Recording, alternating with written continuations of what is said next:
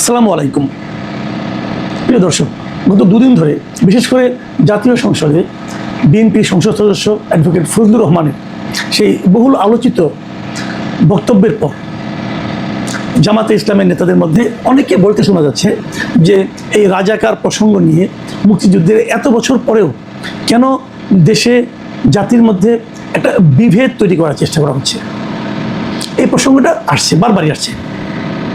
এবং সর্বশেষ যে কথাটা এটা নিয়ে বলা হলো, আমরা দেখলাম যে আজকে শুক্রবার সকালের দিকে কুমিল্লায় একটা মিটিং ছিল শ্রমিক কল্যাণ ফেডারেশনে, মানে জামায়াতের যে শ্রমিক সংগঠন তাদের একটা মিটিং ছিল।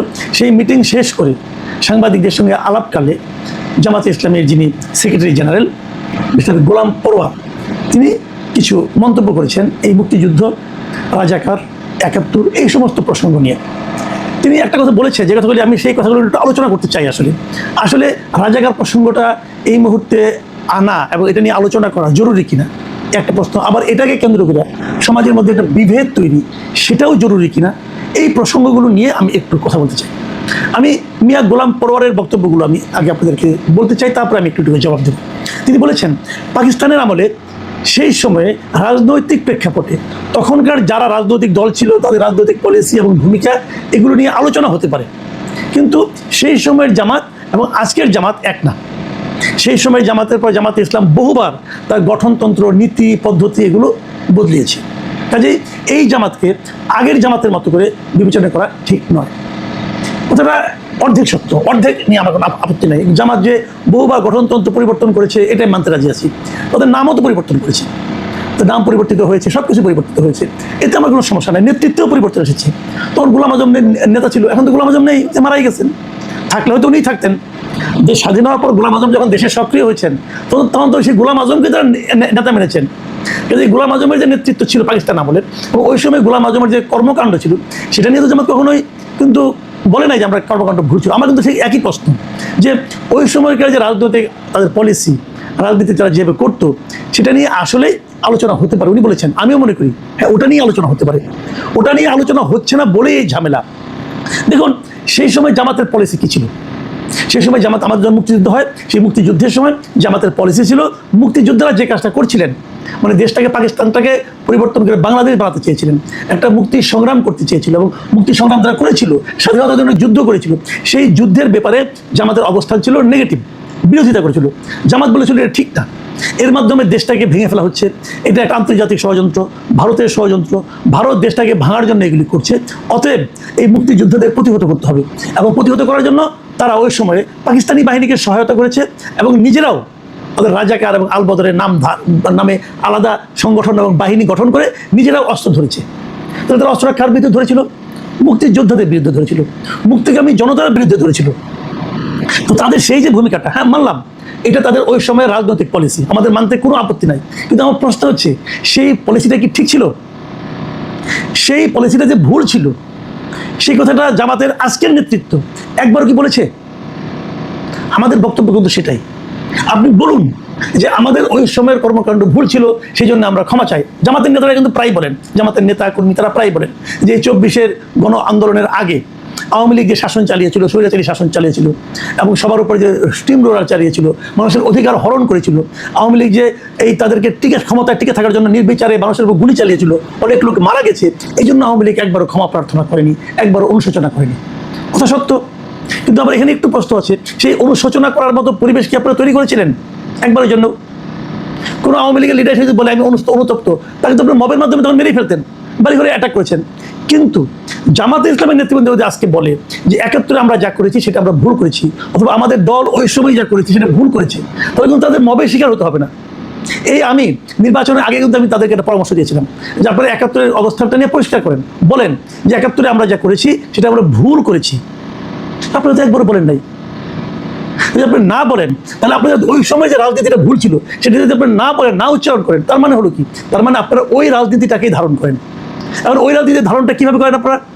এখন তার স্বাধীনতা যুদ্ধ নাই, এখন তার পাকিস্তান বাহিনীর সঙ্গে কারো যুদ্ধ হচ্ছে না, কাজে তার পক্ষাবলম্বনের কোনো উপায় নাই, রাজাকার বাহিনী গঠনও করতে পারবেন না। তাহলে এখন কি? আমাদের এখন যে বক্তব্যটা সেটা হলো ওই মানসিকতাটা। তার মানে আপনাদের মধ্যে ওই মানসিকতাটা এখনও কাজ করছে। এখনও আপনারা মনে করেন যে ৭১-এ আপনাদের যে ভূমিকা ছিল সেটাই সঠিক ছিল, এখন আপনারা মনে করেন যে বাংলাদেশটা তার নিজস্ব তাগিদে এখানকার জনগণ ওদের অধিকার লাভ করার জন্য যে আকাঙ্ক্ষা, সেই আকাঙ্ক্ষার কারণে স্বাধীন হয়নি। আপনারা এখনো মনে করেন এই দেশটা আসলে ভারতের ষড়যন্ত্রের কারণে স্বাধীন হয়েছে। এই যে মানসিকতাটা, এই মানসিকতাটা হলো আপত্তির জায়গা। আপনারা যদি এই মানসিকতা থেকে বেরিয়ে আসতে পারেন তাহলে আর কোনো সমস্যা নেই, কিন্তু আপনারা এটা কখনোই করবেন না, কখনোই বলবেন না। বরং যখনই আলোচনাটা উঠবে তখন আপনারা ওই একই আলোচনা করবেন যে 52 বছর আগে 56 বছর আগে কি হয়েছে, এটা এখন আলোচনা করার কি দরকার। ওই কথাটা বলে কেন আমরা একটা বিভেদ তৈরি করি, কেন আমরা জাতিকে দ্বিধা বিভক্ত করি? ভাই, জাতি দ্বিধা বিভক্ত হতে চায় না তো, জাতিকে ঐক্যবদ্ধ করতে হবে।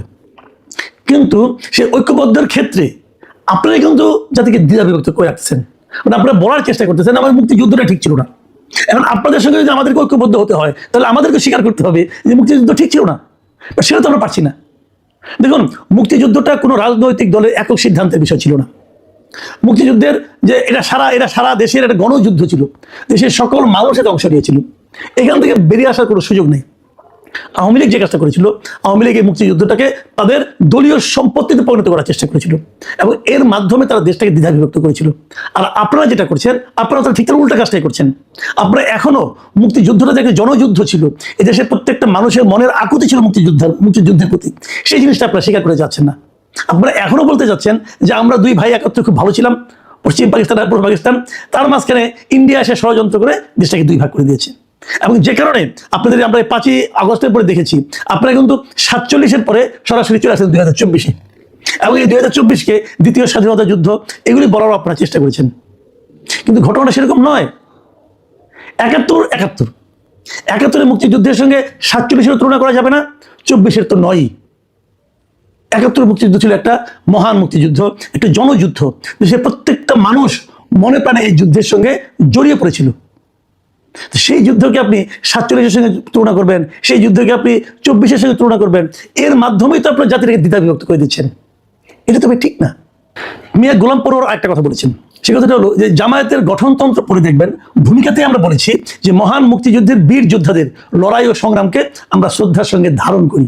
ভালো, এটা মানতে আমার কোনো আপত্তি নেই, কিন্তু আমার প্রশ্ন হচ্ছে আপনারা তা তো করেন, আপনারা মুক্তি যোদ্ধাদের লড়াইকে সংগ্রামকে আপনারা শ্রদ্ধার সঙ্গে ধারণ করেন, কিন্তু পাশাপাশি কথা হলো ওই সময় মুক্তি যোদ্ধারা যাদের বিরুদ্ধে যুদ্ধ করেছে আপনারা তাদেরকে কি সমালোচনা করেন নাকি তাদেরকেও স্মরণ করেন?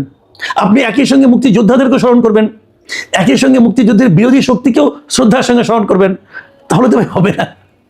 আপনাকে যে কোনো একটা করতে হবে। আপনারা তো যুদ্ধ অপরাধী যারা ছিল তাদেরকেও শ্রদ্ধার সঙ্গে স্মরণ করেন, তাদের জন্য আপনারা তো জাতীয় সংসদে শোক প্রস্তাব গ্রহণ করেন, তাহলে তো ভাই হবে না। কাজে আপনাকে সিদ্ধান্ত নিতে হবে আপনার কোন দিকে লেখবেন একটা, করবেন আর একটা, এটা তো ভাই হয় না, এটা তো হয় না। কাজে আপনি যত যাই বলেন মূল ঘটনা কিন্তু ওই জায়গায় যে আপনারা আসলে কোনটা মনে করেন। আপনাদের এটা বলতে হবে ভাই, আপনারা যতই আপনারা মানে এদিক সেদিক পেঁচান না কেন, যতই আপনি এদিক সেদিক যান না, আপনার গণতন্ত্র পরিবর্তনের কথা বলেন, নেতৃত্বের পরিবর্তনের কথা বলেন যে মুক্তিযুদ্ধের সময় আমি ছোট ছিলাম, যা কিছুই বলেন, আপনি ছোট ছিলেন, হ্যাঁ, আপনি রাজাকার ছিলেন, আমি তাও মানি। আপনি মুক্তিযোদ্ধাদের বিরুদ্ধে যুদ্ধ করেন না,